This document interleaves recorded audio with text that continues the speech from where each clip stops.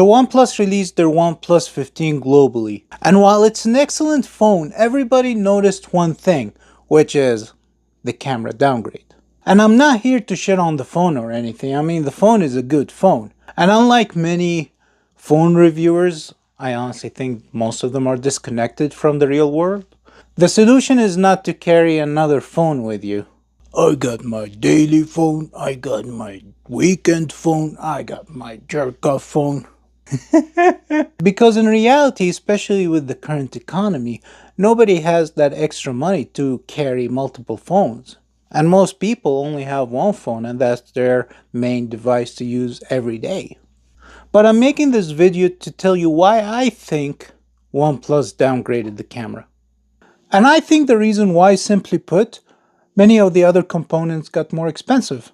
And so, OnePlus needed to cut the cost of another component to keep the phone within the project's budget. And whenever you're working on a project, money, the budget, is always a critical part of that project. And believe me, I'm an engineer. I worked on so many budgeting projects that determined the fate of that project, whether we're going to continue going forward with it or we're going to stop. And if it's not within the budget, then we're not making the product. It's as simple as that, right? And in the case of OnePlus, the chip they're using increased in price. And I can almost guarantee you the chip is not the only part that increased in price.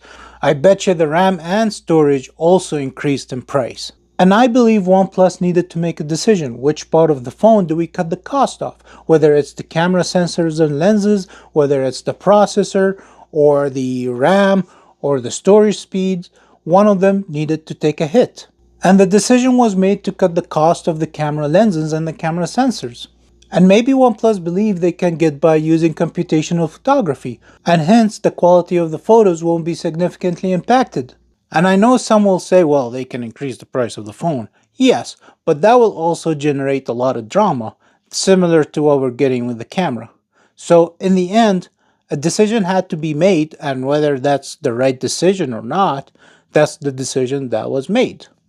And I'll be honest with you, if you're a mobile fanatic, if you're one of those who watches those YouTube videos and get excited about the newest product and all of that, then expect this to happen quite often. That or slowdowns in development, having companies use what they used last year. Because many components, especially silicon parts, are getting more expensive. I mean, Samsung, they're increasing their memory prices.